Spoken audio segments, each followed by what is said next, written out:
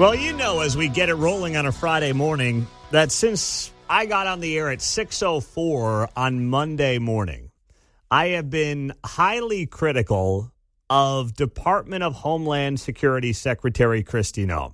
In fact, I said at 6:03 on Monday morning that President Trump should fire her. That being said, Emmanuel Cleaver, right here in Kansas City, our congressman, has completely overplayed his hand and is missing the point in the name of politics. You might actually think that I agree with Emmanuel Cleaver when he comes out and he says it's time to impeach Kristi Noem, which he did yesterday in a video. But no, I don't. I actually don't think that's the approach at all. So Emmanuel Cleaver puts up this video yesterday, and great to be here with you on a Friday morning on KCMO Talk Radio. Stay warm. Going to be another. Mark's got his Seahawks beanie on today, so he's ready to rock. Go Seahawks. Emmanuel Cleaver put out a social media statement yesterday explaining why he wants to impeach Kristi Noem. And in classic Emmanuel Cleaver fashion, it made absolutely no sense. You mustard moo. All right. Wrong clip again. All right, here we go. Emmanuel Cleaver dropping this video yesterday. I want to make sure that you knew that I am a part of H.R. 996. That's a resolution calling for the impeachment of Secretary Kristi Noem, because what we're witnessing right now is not normal, my friends, and it is not lawful. This administration has turned cruelty to a policy, and they've placed chaos in the place of governance. How is this guy ever preaching anything? They have placed chaos in the place of governance, says Emmanuel Cleaver. What the administration is doing, you may not like. But to be clear, they're executing federal immigration laws that have been passed by Congress, which includes Democrats and Republicans over decades. You may not like it. That's fine. You can debate whether or not it's good policy, but it's not a legal policy. Now, as for what happened to Alex Preddy last weekend, well, those are individuals from Border Patrol who obviously are going to have to deal with their own legal ramifications potentially in the wake of that. But it has nothing to do with the policy of the administration, which is what Emmanuel Cleaver is trying to claim here. And under Secretary Noem's leadership, DHS has abused its power, trampled due process, and treated immigrant communities as targets instead of human beings. This is a betrayal of our Constitution, and it's a betrayal of the people we were all elected to defend. And so impeachment is not about politics, it's about accountability. And we've got to hold people accountable. Impeachment is not about politics. It's about accountability. Okay, Emmanuel Cleaver, I might have been born at night, but it wasn't last night. This is all about politics. That's all this is about. Do you really think that Donald Trump is going to change his beliefs, his stance on immigration, and what he believes and what he was elected on when it comes to illegal immigration because you may impeach Kristi Noem? No, this is only politics. There's nothing about this that is anything other than politics. That's all it is from Kansas City Congressman Emmanuel Cleaver. History will ask, what were you doing at the time that the United States was about to lose its democracy? Okay, now that right there from Emmanuel Cleaver is the kind of inflammatory rhetoric that leads us to some of what we're seeing in Minneapolis and elsewhere around the country. We are not on the verge of losing a democracy, Emmanuel Cleaver. We're not. You can say it today, tomorrow, Sunday, Monday, all day next week. We are not on the verge of losing a democracy. We're not. You mustard moo. It's exactly right. No, we are not on the verge of losing a democracy because you don't like the policies of the administration, and all they're doing is executing and implementing the federal immigration policies that Congress has had on the books for years. That is so wildly irresponsible, because what that does is, like, you know, I think most people between the 20-yard line, so to speak, hear that and they're like, okay, all right, you've lost me, Cleaver. You know, it's like, you've lost me. But in a country of 330 million people, there are enough people. Alex Preddy was one of them. Whether the shooting was self-defense or not, I don't know. Doesn't look great. I'll let a court of law decide that.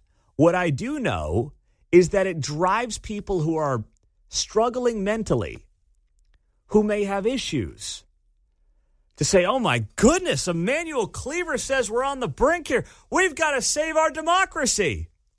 That's how you end up as an agitator. That's how you end up kicking out law enforcement vehicles' headlights. That's how you end up spitting at cops. That's how you end up putting yourself in a position where you can, God forbid, end up getting killed. It's rhetoric like this from Emmanuel Cleaver. And on a day when Tom Homan, the border czar who's now in control of operations on the ground in Minneapolis, held, I thought yesterday, one of the best press conferences anybody in this administration has held over the last year. It was responsible. It was trying to find agreement. It was respectful. It was all of those things wrapped in the one yesterday from Tom Homan. He is the adult in the room right now in Minneapolis. And on that day, for Emmanuel Cleaver to basically put that whole thing on flames, and that's what he did yesterday in the wake of Tom Homan's speech, the Kansas City congressman took the adult moment from Tom Homan, who's trying to clearly calm down tensions up in Minneapolis, and just lit a flame to it. That's what Emmanuel Cleaver did. People 100 years from now will want to know what we all did. And I'm telling you, I want my children and their children to know that I stood up for the dignity, safety, and freedom of the people of Missouri's 5th Congressional District. Thank you and join me. The dignity and freedom of Missouri's 5th Congressional District there from Emmanuel Cleaver. Boy, that's awfully rich. Is it not, John? That was something else. I'm reminded of a movie called Singles, and the line was, desperation is the world's worst cologne. Yeah. This notion of being on the right side of history, they were so wrong in the past, they're trying so hard, and they're going to realize, whoops, Funhouse Mirror, you're wrong again. Wrong again. Wrong again. You know, when you talk about history, the side of history that I think most Americans are interested in, and the polling backs this up, is making sure that people who broke our laws to get into this country and then also committed crimes once they got here should not be here. You want to talk about the right side of history? I'm pretty sure, I'm pretty darn confident that's going to be the right side of history. So I said 4 days ago when I started the show this week that Kristi Noem should be out of a job. That does not mean that I in any way support Emmanuel Cleaver impeaching her, because that's just political nonsense. And now what you're seeing, though, because we're in such dumb political times, there are people who are like, oh, we love Kristi Noem, because people like Emmanuel Cleaver want to see her fired. I've gotten this on social media. People suggesting that if you support Kristi Noem being removed as DHS Secretary, that somehow means you're falling for the trap of the other side. No, I just don't think she's competent. I thought she was always way in over her head for this position. And I thought she has really mishandled the politics of Minneapolis and the execution on the ground in Minneapolis. And by the way, President Trump clearly agrees with that. She's no longer in charge. Tom Homan is, and he's reporting directly to the President of the United States. And yesterday during that cabinet meeting that took place, I don't know if you saw this, but they were going around the cabinet meeting and the president skipped over Kristi Noem. Ouch. Didn't let her talk yesterday, just skipped right over her.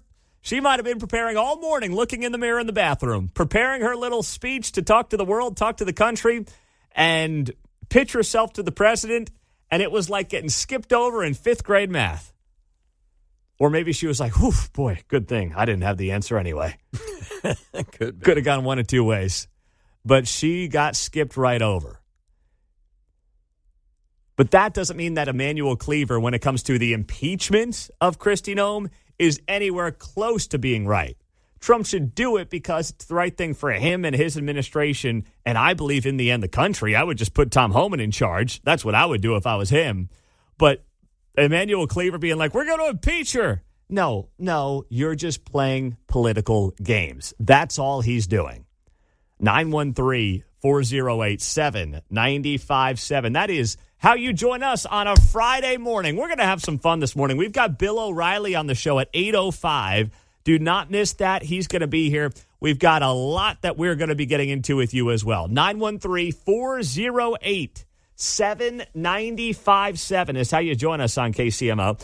Are the Chiefs inching closer towards a location?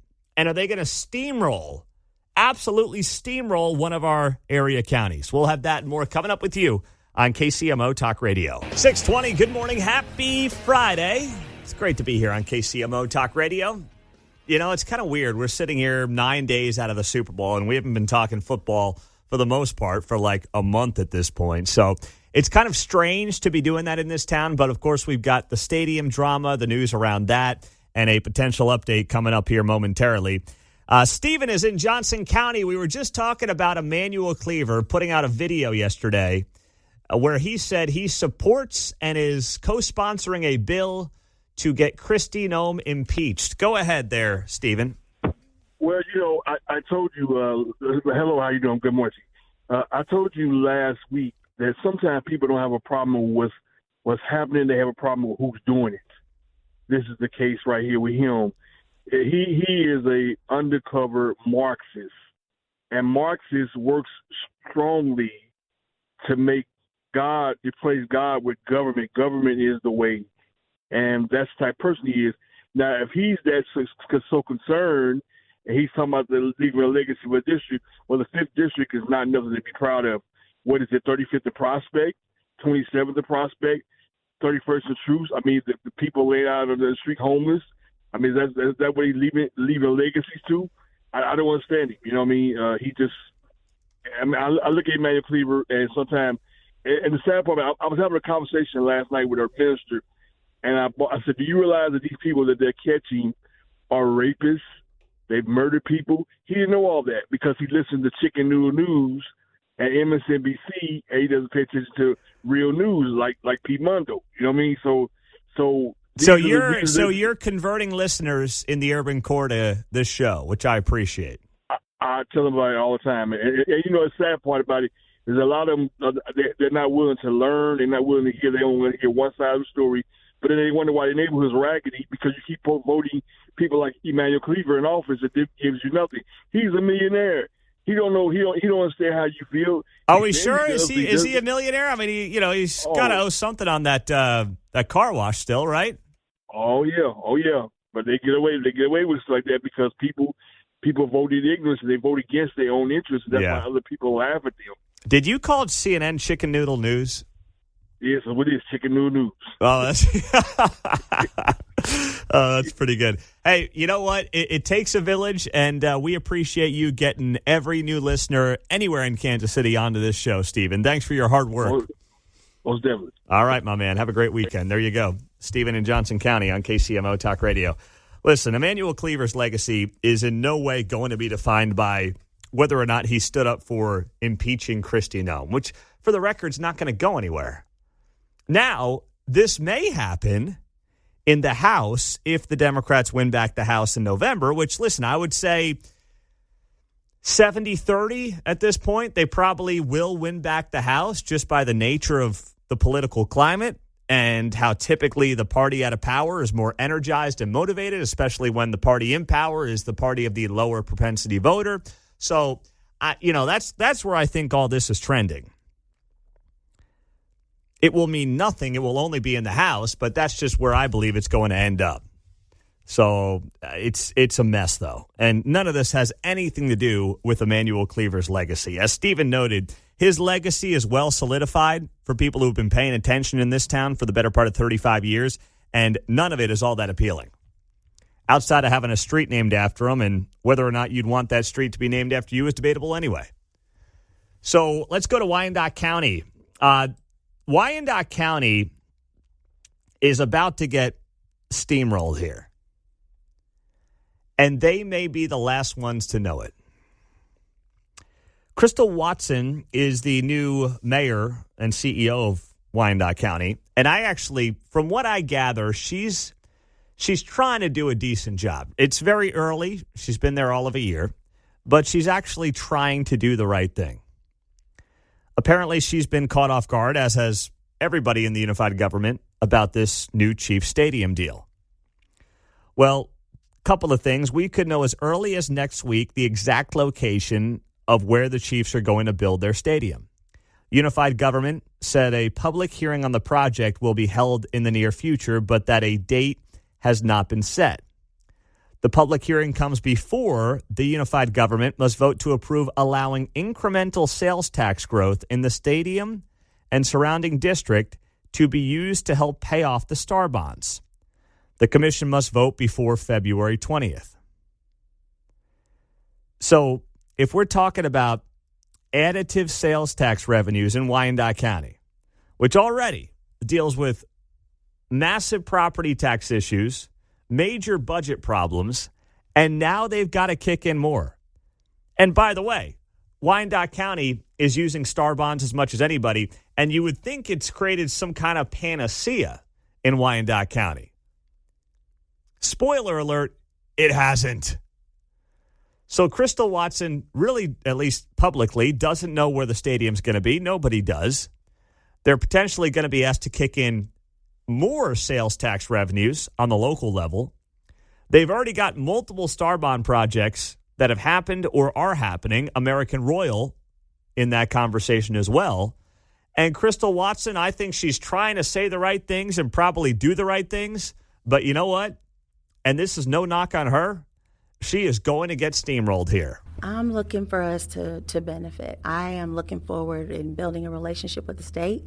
We've already begun to look at how we can look at what's going on around the stadium. There's been a lot of focus on the stadium and where it's going to be and how it's going to benefit the community. But we've got a whole nother part of Wyandotte County that we need to look at as well. She's speaking like a politician. She's saying what she needs to say. I'm looking out for Wyandotte County. I'm looking out for everybody. We're talking about the stadium, but what about what's going on around the stadium? Let's make sure that Wyandotte County residents can also benefit from this. She's saying the right things. I respect the way she's trying to frame this, but she's doing it. She almost sounds like somebody who knows what her fate is going to be. And now she's trying to feel out what her pitch is going to be to the people. That audio is courtesy of Fox 4, by the way. She knows that she can't stop this. The politics are too much. The business is too big. The ego is too large. She can't stop this. And she knows it deep down. And she sounds like somebody who also knows that she's got a lot of reservations about this deal. She's got a lot of questions about this. But she's trying to put lipstick on the pig because she knows that she's got a train barreling down the tracks from Topeka and from the business community and from the economic development shyster community, and there's nothing that she's going to be able to do about it. And it was kind of sad to watch that unfold yesterday as well. But what about the American Royal Barbecue? Right? I mean, what about that big Star Bond project? That's part of the equation here, too, is it not? Well, there's an update on that we'll share with you coming up next right here on KCMO. So last night, the American Royal Barbecue's new home, of course, that's something that has been a topic for going on, a decade at this point? My goodness. The American Royal's new home in KCK is officially moving forward. Last night, unified government approved the final piece of funding needed to complete the long-delayed project. Commissioners voted last night to approve the sale of Star Bonds to help fund construction of the new American Royal campus. So you get a Star Bond, and you get a Star Bond, and you get a Star Bond. How's a guy get a Star Bond around here? What do we have to do? Can we get the KCMO studios up in Wyandotte County just to take advantage of a Star Bond and giving them out like my kids getting suckers at the doctor's office? It's unbelievable. So this was the pitch yesterday, and here's what it sounded like on Channel 9 talking about this news and this vote in Wyandotte County, which, by the way, on the cost of this is expected to be $375 million. Now, if you think that's a lot of money, remember, that's only 1/10 of what the Chiefs Stadium project is going to be. Put that into perspective here, all right? I mean, that's unbelievable when you think about it. They are excited they can move forward. The estimated costs have increased about $25 million from their initial estimates. It's now up to $375 million. The American Royal will expect to sell about $93 million in bonds, but tonight's vote allows up to $123 million. So there's quite a bit of wiggle room. To be honest, we get hung up a lot on what we're building, and it's really about something bigger than that. What the American Royal is doing is really creating an opportunity for Kansas City to become the epicenter for food and agriculture. Isn't this the promise every time? People get hung up on what we're building, but it's really so much more than that.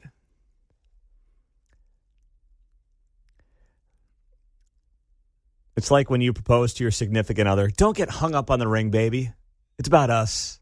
It's about so much more. Don't let the ring define us. We go deeper than that. No, in this case, it is about what you're building. And it is about what that building is, what that building is going to host, and what that building is ultimately worth to the community when they're kicking in sales tax monies. That's what it's really about. Like these projects, I understand go forward. I'm not as, some of you might laugh when I say this, but I'm not as radical on these projects as maybe like my good buddy Patrick Tuohy is, where he hates them. And I agree with him in theory that they're bad. I understand sometimes governments have to do what they have to do to get deals done. It's always about what's in the deal. The devil's always in the details. I understand sometimes incentives need to be used. But this is eerily reminiscent to the Chiefs deal in the sense of the people promoting it are saying a lot of the same stuff. Oh, this is about so much more than a building. Oh, this is about putting Wyandotte County on the map. KCK's on the map now with the Chiefs. And, oh, boy, the American Royal, we are on the map. The epicenter. What was her words? The epicenter of food and agriculture. It's like, I'm pretty sure most Wyandotte County residents, and I'd love to hear from you right now at 913-408-7957. I'm pretty sure that when the run-of-the-mill Wyandotte County resident is waking up this morning, they're not thinking about whether or not the American Royal makes them the epicenter for food and agriculture. They just want to get a decent batch of groceries at a decent price. I think that's what they're thinking about when they think about food and agriculture. They're not out there thinking about, boy, you know, I'm so glad we're going to be the epicenter for food and ag, courtesy of the American Royal. But I might be wrong. Text line is open, 913-408-7957. Let's continue, Channel 9. It's just bigger than just our residents. They get to benefit from it, of course, but overall, I am really excited about American Royal being here.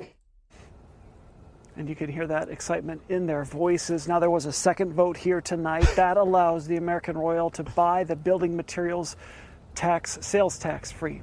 We're live in Wyandotte County. Brian Johnson, KMBC 9 News. So they also get to buy what they need to build the American Royal without using sales taxes or without paying sales taxes. All the building materials, that's millions of dollars, is now sales tax free. How about that? That's not a bad deal. And let's just say, and I'm totally ballparking here. Somebody in construction might have the answer more than I will here. But I mean, if you're talking tens of millions of dollars in let's see, tens of millions of dollars in local sales taxes. I mean, what are we looking at here? We're looking at least seven figures in sales tax revenues that Wyandotte County is now not going to get after they say the American Royal can build or purchase building materials sales tax free, further reducing construction costs as the work continues. Well, that must be nice. How many of you right now in Wyandotte County, maybe you're doing a bathroom, maybe you're, doing a light remodel on a kitchen, maybe you're adding to your home. Would you like to get all your building materials sales tax free? That's only good for big business, I see. Okay, it's not good for the little guy. But don't worry, all these breaks for the big business eventually is going to filter down to the little guy.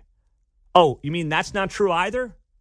Oh, geez, boys. So the whole thing's one big scam, huh? Yep, it is. That's exactly what it is. And this is going on a decade now. A decade. And to have this going on in the background of the Chiefs deal is extra insulting up in Wyandotte County. You guys are going to get it. And I feel bad. I really do feel bad because none of this has trickled down to the Wyandotte County resident. But you know what? Johnson County will drive in and Northland will drive in and parts of Jackson County will drive in for American Royal and Chiefs games. And then they'll drive right back home. Wyandotte County will be footing a pretty big bill for all this. But don't worry. Eventually, you're going to see some benefit. Wink, wink, nod, nod. Just keep waiting a little bit longer. 6:40 on a Friday morning on KCMO Talk Radio. Thanks for joining us on KCMO 95.7 FM. You can always stream us on the KCMO Talk Radio app. So last night was a pretty funny moment. Yesterday was a busy day for the President of the United States.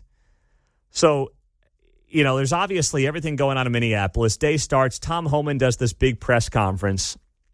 And Trump's doing multiple events. He has that big cabinet meeting yesterday where they go around the table and everyone talks about what a great job he's doing. And, he's amazing. No one could do it better. Best of all time. You'd beat Abe Lincoln one-on-one, no doubt. You'd crush him in, a mano-a-mano matchup, the whole thing, right? And then last night he also has the screening of Melania, the new movie that's dropping.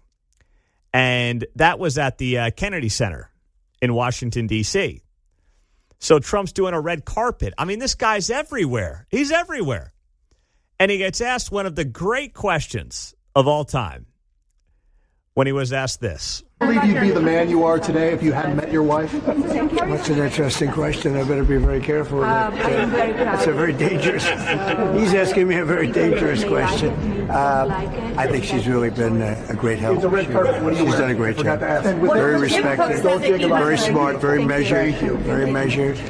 Sometimes when I'm not so measured, she measures you. But no, she's done a great job and very, very influential in terms of the administration, yes. That's a dangerous question, he says there. Would you be the man you are today without your wife? That's not a dangerous question, actually. I mean, with all due respect to the president, that's like the easiest question you could ever be asked. She's standing next to you. You look at that reporter, you talk into the microphone, and you say, yes. Yeah. Yes, it's a one-word answer. Or I should say no, you would not be the man you are today. Sorry, even I answered that wrong. The coffee hasn't quite hit yet. You answer the question by saying no. Here it is. I believe you'd be the man you are today if you hadn't met your wife? Would you be the man you are today if you hadn't met your wife? One-word answer. No. It's that simple. That's it. You say no.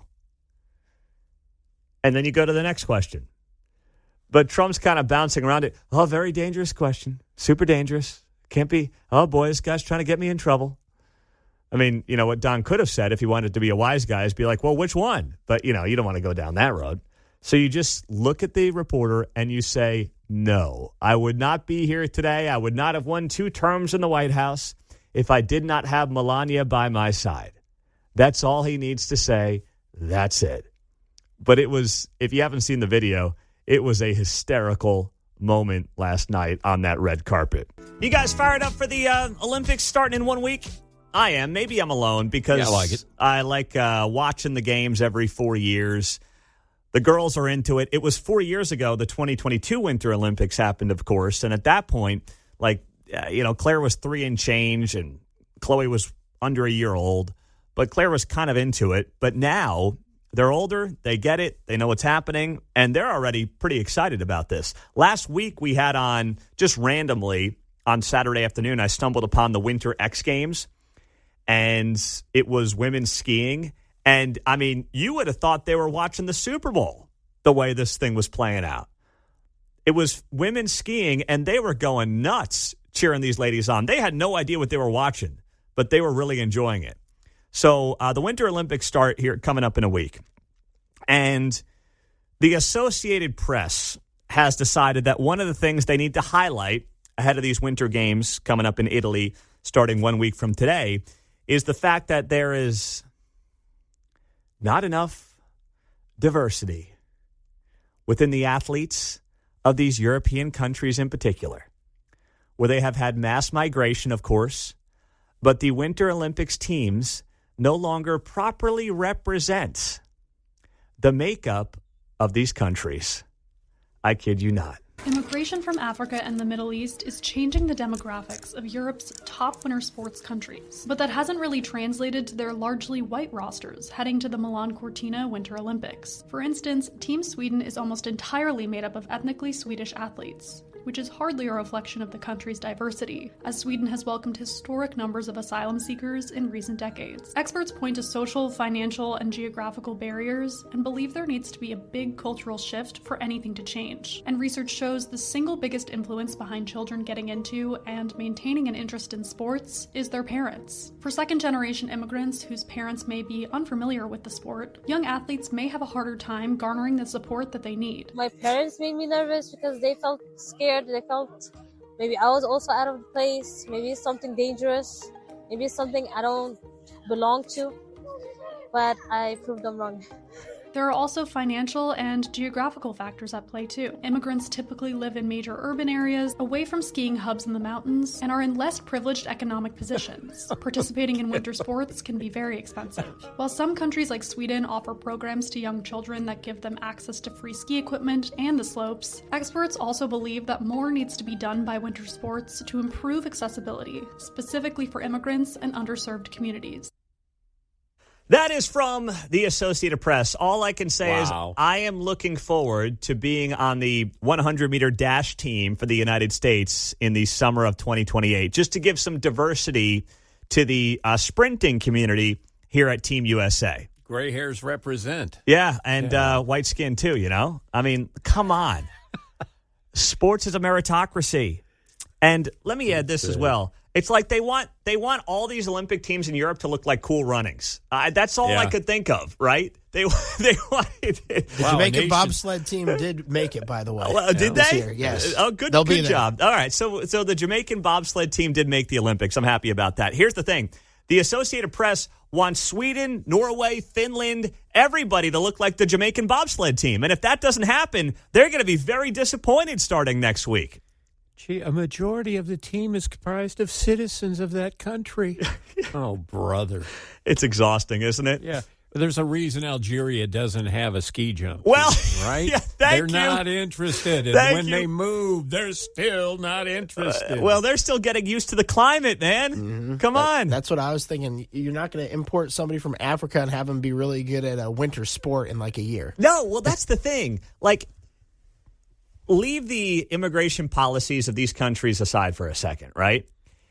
Common sense would tell you if you have an influx of immigration from, let's say, parts of Africa and the Middle East to places like Sweden, it's going to take them a generation or two to get acclimated to the climate, to the culture, to what these places, are passionate about.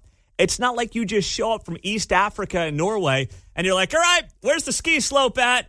Yeah, that's not how the world works. They want to be away from the ski slope. They're like, what? How did I end up here? I mean, yeah, I guess it's better than my hometown where I'm eating bugs.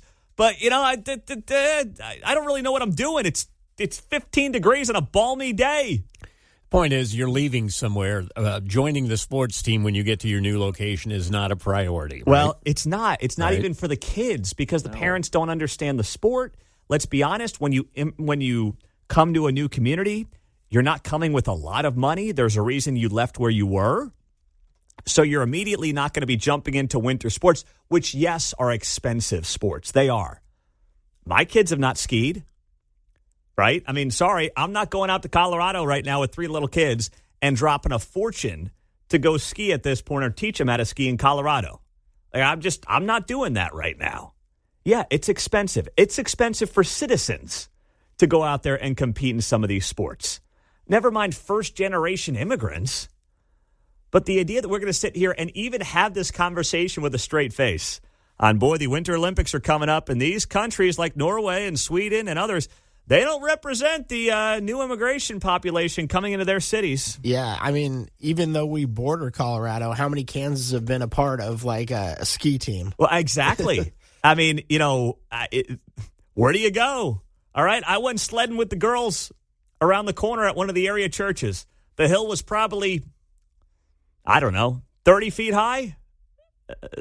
That's pretty good around here. Yeah, we could do a sled team. Yeah, we could do, yes. Maybe not a skiing or bobsled team. No, not at all. So I hope that this is just the AP being the AP and that we don't get feature pieces like this from NBC, because I'm telling you, I'm going to have a broken TV in the house. I am. I'm gonna make a mistake. Frank in Overland Park. What's up, Frank? Hey, Pete. Good morning. I'm sitting here just laughing, thinking the arrogance, the racial arrogance of a bunch of white people telling people from another country, another culture, you have to enjoy our sport. You can't enjoy your sport. You have to come to terms with where you are now and enjoy our sports.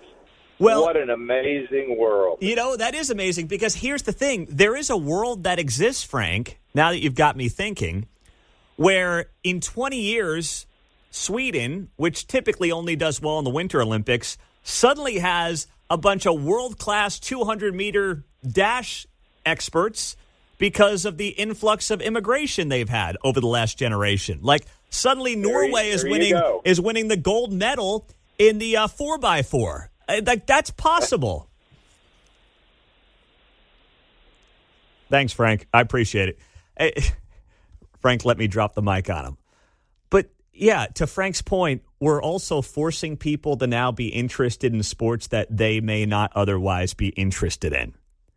That's an excellent part of this as well. They may be like, man, I don't want it. You know what? Whenever we do go skiing one day, I know what Kate's doing. She's hanging out in the ski lodge, having a little hot cocoa while I'll be out there with the girls falling on my you-know-what.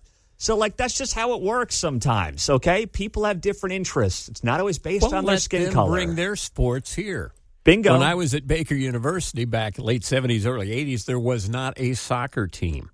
But I had friends from Peru and a bunch of guys. They made a club, and they would play, and eventually now there clearly is a soccer team at Baker University. How about that? Yeah, the club was made up of a few kids from Shawnee Mission, but most of the kids were international students that played in the soccer club there back in the late days. Well, how about that? Yes, exactly.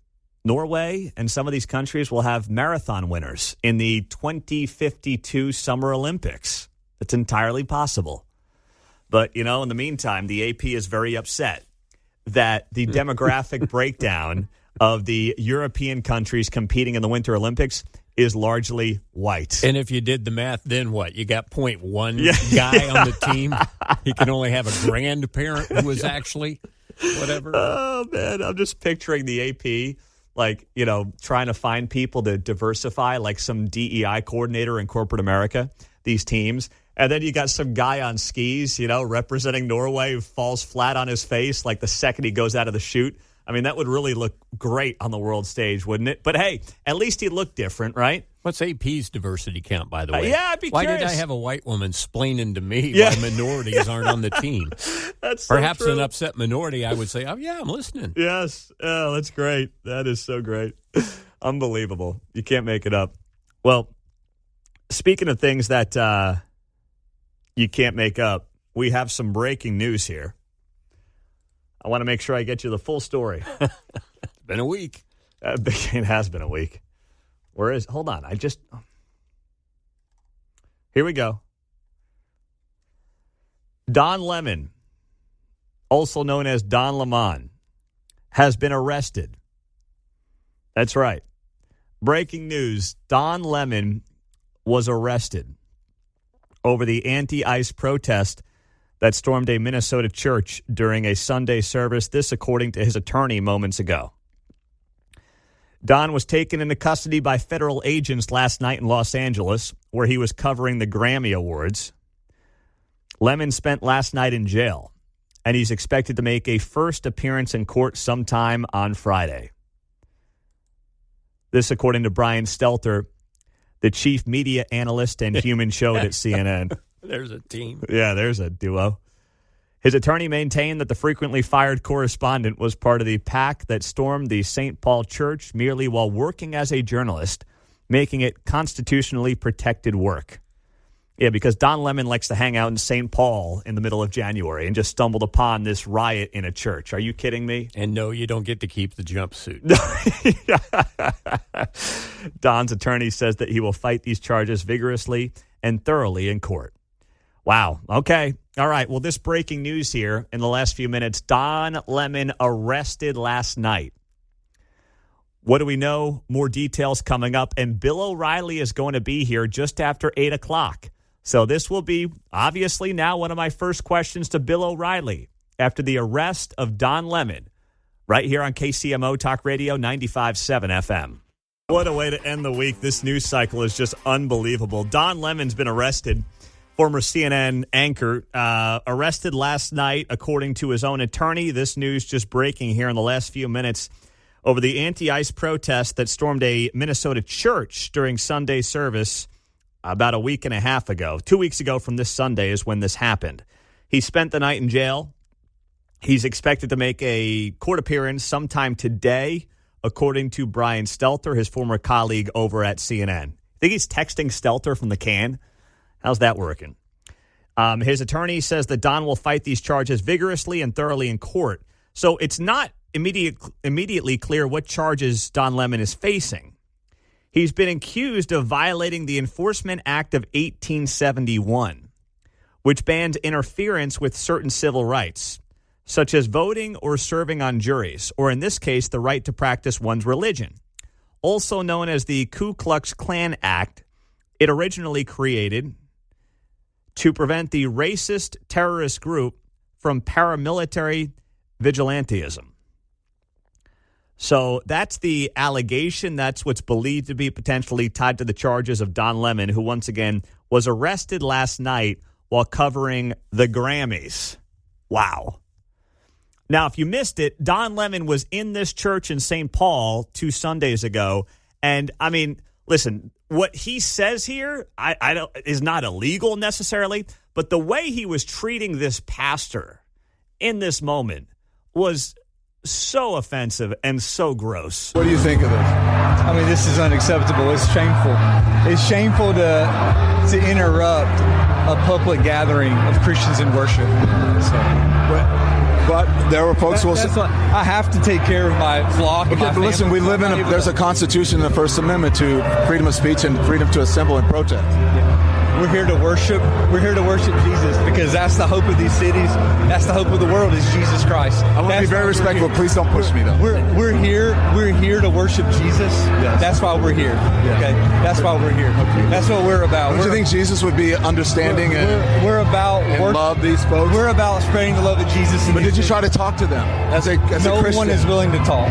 Okay, I have to take care of my church and my family, so I asked that you actually would also leave this building. You don't want us to chronicle what happened? Unless you're here to worship. I'm always worship. I'm a Christian. We're here to worship. Yeah. We're here to worship. Okay. Thank you very much. I appreciate it.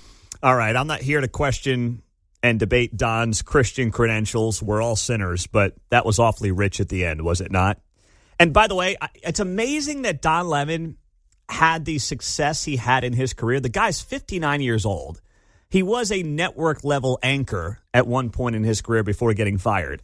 And the fact that he doesn't understand that there is no constitutional or First Amendment right to walk into a church, interrupt the service, and start screaming, protesting, and agitating in the middle of a church service. That is not covered in your First Amendment rights. Now, if you want to stand on the street corner, like let's say the crazies do at the Westboro Baptist Church at different funerals and things like that, You can do that. Like, that is protected in your First Amendment rights. Walking into the church is not.